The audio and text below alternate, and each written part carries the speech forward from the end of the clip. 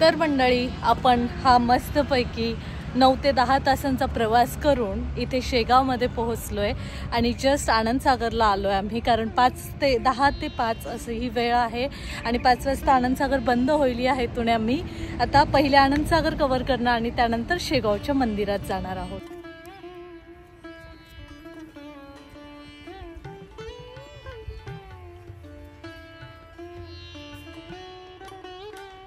Morning मित्रांनो, आपण निघालो शेगावला आणि चला बघूया कशी असणार आहे ही जर्नी. Let's go.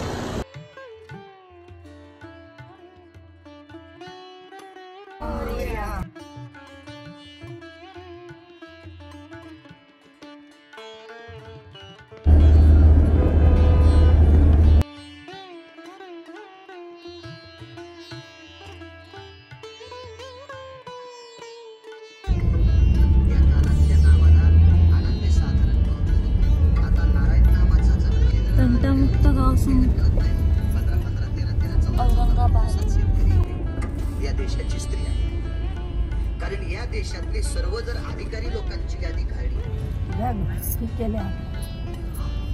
काय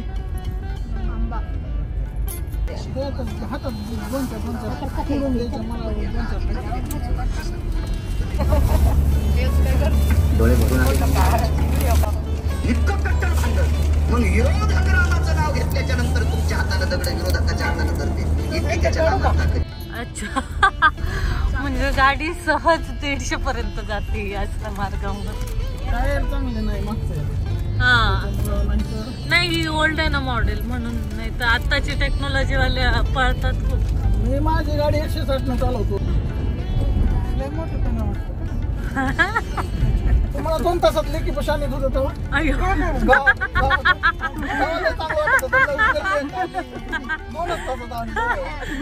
अरे भाऊ बाई शब्द आहे तुम्ही.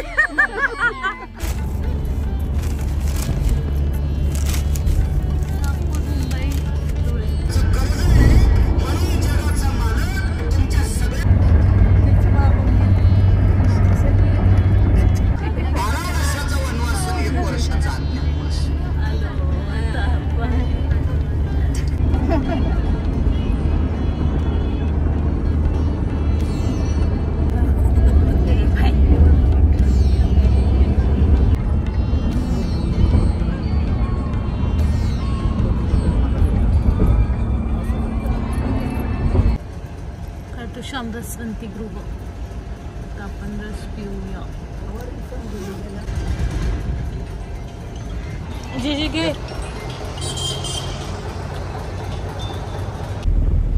आनंदसागर इकडे रावलेलं इकडे बरं का.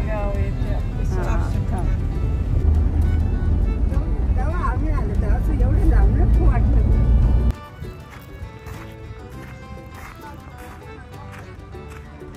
इथं आता आत गेलो की झालं. तर मंडळी, आपण हा मस्तपैकी 9 ते 10 तासांचा प्रवास करून इथे शेगावमध्ये पोहोचलोय आणि जस्ट आनंदसागरला आलोय आम्ही, कारण 10 ते 5 असं ही वेळ आहे आणि 5 वाजता आनंदसागर बंद होईल या हेतूने आम्ही आता पहिले आनंदसागर कव्हर करणार आणि त्यानंतर शेगावच्या मंदिरात जाणार आहोत. सो आनंदसागरचा परिसर कसा असणार आहे ते मी तुम्हाला दाखवते. चला. तर मंडळी, असे आम्ही हे 8 जण आलो आहोत. मागून जे येत आहेत ते आम्ही बाय कार ही ट्रिप केली आहे आणि आम्हाला ऑलमोस्ट हा रस्ता खूप छान होता, कारण आपल्या इथे समृद्धी महामार्गाने येण्याचा रस्ता असल्यामुळे लवकर कव्हर होतो. मात्र तरीही 9 ते 10 तास अंदाजे लागतात. सो आता आपण आनंदसागरच्या प्रवेशद्वारातून आत जाऊया. ॲक्च्युली याला आता आध्यात्मिक केंद्र असं नाव देण्यात आलं आहे. सो आतमध्ये त्याचं खूप रिनोव्हेशन झालं आहे, तेही बघूयाच.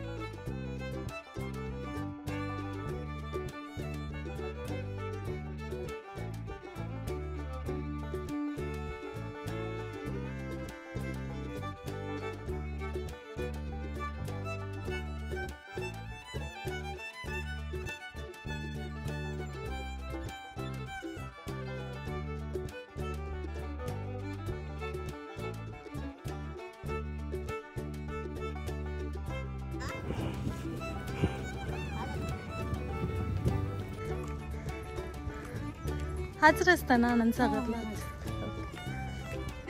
अगं ते एवढं नवीन दिसतंय मला, त्यावरून असं वाटतंय का.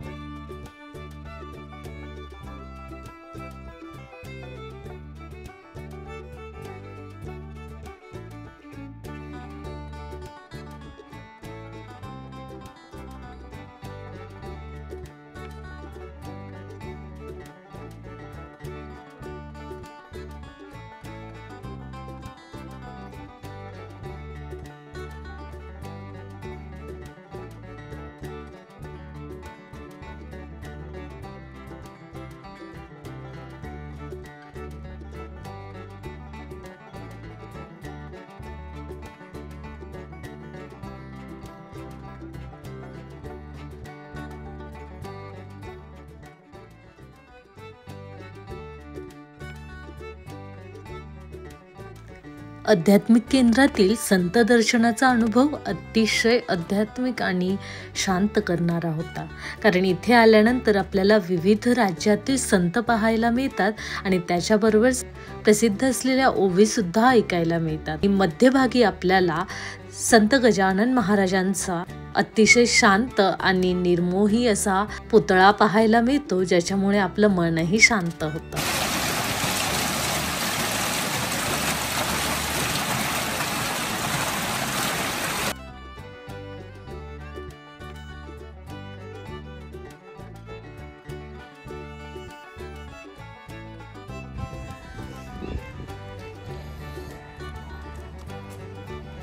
साक्षी गणेश मंदिर.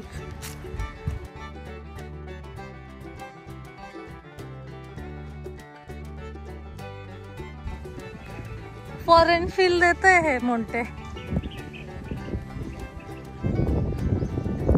आता आपण जाऊया शिव मंदिरात.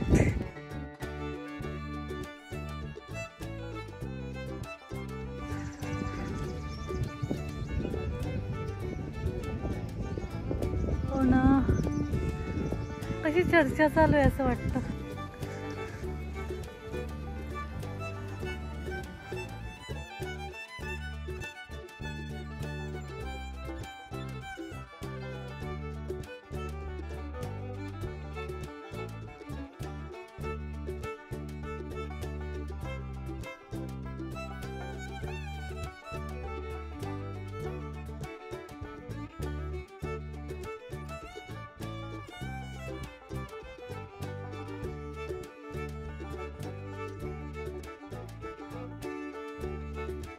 आनंद सागर म्हणजेच आध्यात्मिक केंद्राची छान सुंदर अशी आध्यात्मिक सैर केल्यानंतर आम्ही निघालो गजानन महाराजांच्या मुख्य शेगावच्या मंदिराकडे.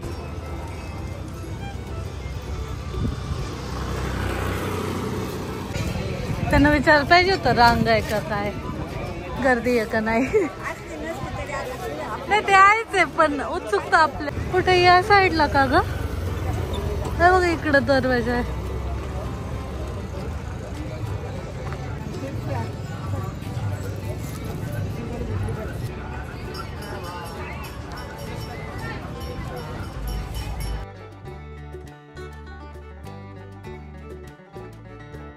आस्तिक प्लस नास्तिक लोक आहेत ना. छान आहे.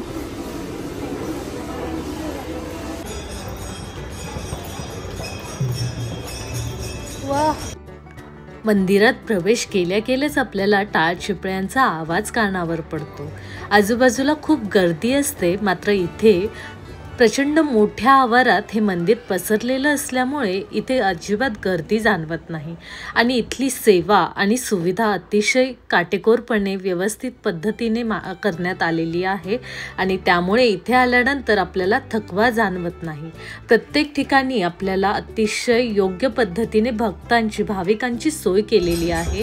त्यामुळे इथे आल्यानंतर आपण या वातावरणात आध्यात्मिक भावना फील करतो.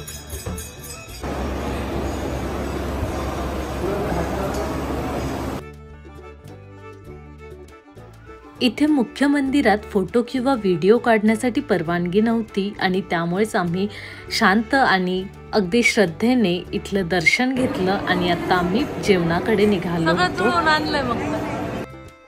लकीली आम्हाला 5 वाजण्याच्या आत हे जेवण मिळालं आणि जेवण नाही म्हणू शकत, हा महाप्रसाद होता. आणि जी भावना तिथे आम्हाला अनुभवायला मिळाली, इथले सगळे सेवक इतक्या आनंदाने आणि श्रद्धेने आपल्यासाठी ह्या गोष्टी करत होते, ते पाहून मन शांत झालं आणि एक निस्वार्थ भावना घेऊन मी घराकडे निघणार होते. मी आत्तापर्यंत जेवढ्याही देवस्थानांना भेट दिली त्यापैकी शेगाव हे अतिशय नीटनेटकं आणि छान पद्धतीने व्यवस्थापन असलेलं मंदिर मला वाटलं. आणि इथे भाविकांना सुद्धा तितक्याच मानाने आणि तितक्याच श्रद्धेने वागवलं जातं, ते सगळ्यात महत्त्वाचं आहे.